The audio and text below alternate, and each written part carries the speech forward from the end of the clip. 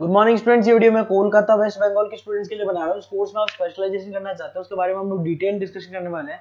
About the top companies, top salaries क्या हो सकती है उसके बारे में डिस्कस करेंगे। हम डिस्कस करेंगे about the top best colleges जो आपके लिए हो सकती है। अबाउट दी मोर एजुकेशन, हमारी क्लासेस चलती है मोर एजुकेशन के नाम से, उसके बारे में भी डिस्कस करने वाले हैं। तो चैनल को सब्सक्राइब कर लीजिए, वीडियो को लाइक कर लीजिए। बाकी की इन्फॉर्मेशन हमारे सर आपको देने वाले हैं। Thank you. ये वीडियो मैं उन स्टूडेंट्स के लिए बना रहा हूँ those who are planning for MBA का प्लान कर रहे हैं, टॉप 20 स्कूल से प्लान कर रहे हैं। उसके लिए एक एग्जाम लगता है कॉमन एडमिशन टेस्ट। इसके ऊपर बहुत डिटेल में डिस्कस करेंगे। आईएम्स तक कैसे पहुंचना है उसको अपन डिस्कस करेंगे। इसके अंदर कैट एग्जाम की इंपॉर्टेंट डेट्स, कैट एग्जाम क्या होता है, एग्जामिनेशन पैटर्न क्या है, एलिजिबिलिटी क्या है, एग्जामिनेशन स्ट्रेटजीज क्या है, कैसे आपको एग्जाम देना चाहिए, आईएम्स तक पहुंचेंगे तो उसके कट ऑफ क्या होंगे और नॉन आईएम्स कॉलेज के कट ऑफ क्या होंगे, सब डिस्कस करेंगे। न्यूज़पेपर में आया था 42% कम 2027 तक मशीनें करेंगी। तो आर्टिफिशियल इंटेलिजेंस और मशीन लर्निंग की बहुत जबरदस्त डिमांड आने वाली है। तो आप लोग एमबीए में जो स्पेशलाइजेशन चूज करेंगे, वर्ल्ड इकोनॉमिक फोरम भी ये बात बोल रहा है कि इसमें फास्टेस्ट ग्रोइंग जॉब जिसमें आपको big data specialist, fintech engineer, AIML software developer 2025 से लेकर 30 के बीच में इनकी डिमांड आएगी। तो आप एमबीए में जो स्पेशलाइजेशन चूज करें उसमें ये वाले स्पेशलाइजेशन रखना, फिनटेक वाला, बिग डेटा वाला, इसकी जबरदस्त डिमांड आने वाली है। बहुत सारी जॉब्स है जो जाने वाली है, जैसे 2025 से 30 के बीच में आपका पोस्ट ऑफिस क्लर्क है, बैंक टेलर है, data entry, cashier, ticket checker. अगर आप कैशियर की बात करें, जरूरत ही नहीं है बैंक में, आप विड्रॉल भी मशीन से कर रहे हो, डिपॉजिट भी मशीन में करवा रहे हो, पासबुक अपडेट मशीन से हो रही है, तो यहाँ पे मशीनें काम कर रही है। तो बहुत सारी जॉब्स आने वाली और जाने वाली है। तो आप स्पेशलाइजेशन वो चूज करना जिसकी मार्केट में जबरदस्त डिमांड है। बेसिकली मेरा क्लासेस चलता है, मैं एमबीए को पढ़ा रहा हूँ 2006 से।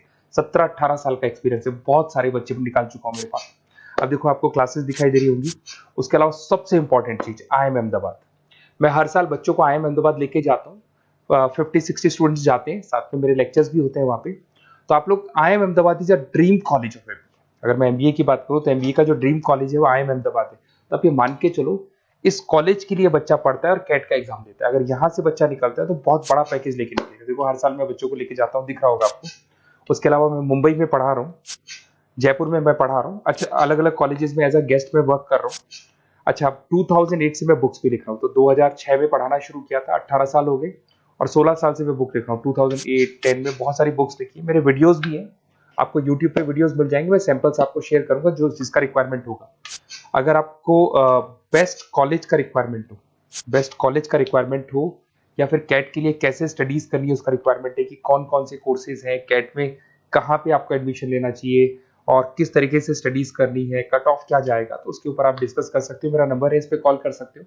बाकी मैं अगर क्लास में रहता हूँ तो आप मेरे को व्हाट्सअप कर सकते हो, अपना name, number, city, state, course और कहाँ से आपको अपना एमबीए करना है और किस तरीके से कैट का प्रिपरेशन करना है।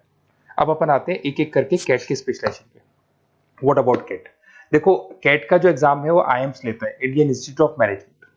इसमें एमबीए पीजीडीएम करवाता है। मोड आपका जो है ऑनलाइन बेस होता है, कंप्यूटर बेस्ड मोड होगा आपका। ड्यूरेशन 2 घंटे का आपका पेपर होगा। इसमें आपको verbal ability, reading comprehensive, data interpretation, logical reasoning and quant मिलेगा। तो 3 सेक्शन में डिवाइडेड है पेपर। आपको हर सेक्शन में 40 मिनट्स मिलती है। 2 घंटे का आपका पेपर है, तो उसको कंप्लीट करना है। तो इसमें पढ़ना कैसे है, उसकी स्ट्रेटजीज क्या है, इसको अपन आगे डिस्कस करेंगे। देखो आपको इंपॉर्टेंट डेट्स दिखाई देंगी। नोटिफिकेशन इसका जुलाई 25 तक आ जाता है।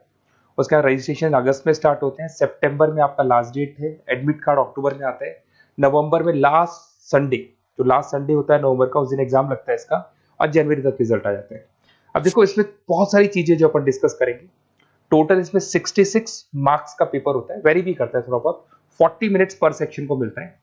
इसके अंदर आपका इंग्लिश है, रीजनिंग है, क्वांट है, इनके लिए अलग अलग टाइम मिलता है। 1/3 इसमें नेगेटिव मार्किंग रहती है, मतलब अगर आपने कोई किसी ऑप्शन बेस्ड क्वेश्चन को तुक्का मारने की कोशिश की तो 1/3 कट जाएगा। एमसीक्यूज में नेगेटिव होता है, और बाकी जो सेक्शनल कट ऑफ जरूरी है इसके अंदर। मतलब ऐसा नहीं है कि आपका इंग्लिश में स्कोर आ गया, मैथ्स में नहीं आया, डीआई में नहीं आया तो सिलेक्शन नहीं होगा। इंडिविजुअल आपका इंग्लिश में भी आना चाहिए, मैथ्स में भी आना चाहिए, डेटा इंटरप्रिटेशन में, तीनों में आना चाहिए आपका। और एमसीक्यूज में जो नेगेटिव मार्किंग है एमसीक्यूज के लिए होगा, नॉन एमसीक्यूज के लिए नेगेटिव मार्किंग नहीं होता है।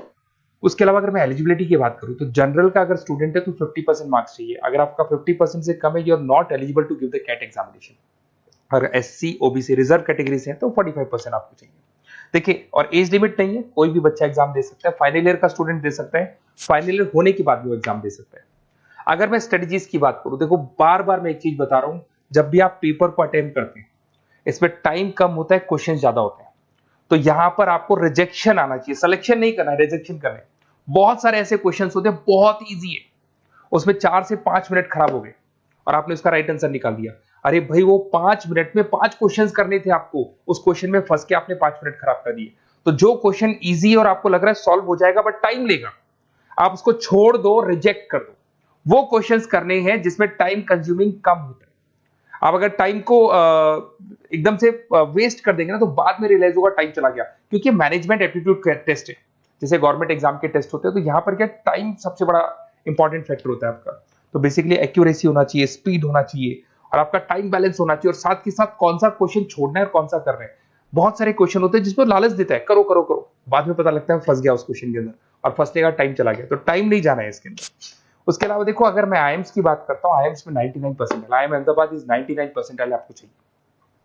उसके बाद में अगर मैं बात कर दूं, बेंगलोर 99, कोलकाता 99, लखनऊ में 97 टू 98 चाहिए, इंदौर कोझीकोड में 95 टू 97। तो परसेंटाइल तो मान के चलो, अगर आपको टॉप कॉलेज चाहिए ना तो 99 प्लस परसेंटाइल चाहिए आपको, ठीक है। उसके अलावा अगर अपन देखते हैं एफएमएस दिल्ली, नॉन एक्सेप्टेबल जो कैट का एग्जाम तो लेते हैं बट नॉन आईएम से, वो भी 99 मांगता है। एसपी जैन भी 85 टू 95 मांगेगा। एमडीआई गुड़गांव 95 परसेंटाइल मांगता है। आईएनपी गाजियाबाद 85 टू 90 मांग रहे हैं। तो कॉलेजेस तो बहुत हैं, और ये मान के चलो आप 80 से लेके 99 के बीच में अगर आ जाते हो तो आपको टॉप 20 स्कूल्स मिल जाएंगे। अगर आईएम्स भी नहीं मिलता है तो उसके नीचे के स्कूल्स मिल जाएंगे। बाकी अगर इसको डिटेल में आपको डिस्कस करना है तो मेरा नंबर है, आप कॉल कर सकते हैं। अच्छा, उसके अलावा मेरा नंबर आपको दे दिया मैंने, अगर मैं कल क्लास में हूं या कॉलेज में हूं, फोन नहीं उठाता हूं तो व्हाट्सएप कर देना, अपन डिटेल में डिस्कस करेंगे सारी चीजें, और कहां से आपको कैट करना चाहिए, कौन सा इंस्टीट्यूट बेस्ट रहेगा वो भी मैं आपसे डिस्कस करूंगा, कौन से कॉलेज में आपको एडमिशन लेना चाहिए वो भी डिस्कस करेंगे, किस तरीके से आपको पढ़ाई करनी है, नोट्स कैसे मिलेंगे, वीडियोस कैसे मिलेंगे, सब डिस्कस करेंगे। Okay, best of luck for your CAT examinations. और कोई कॉलेज से रिलेटेड क्वेरी है तो वही आप मेरे को कॉल कर सकते हैं। Okay, best of luck.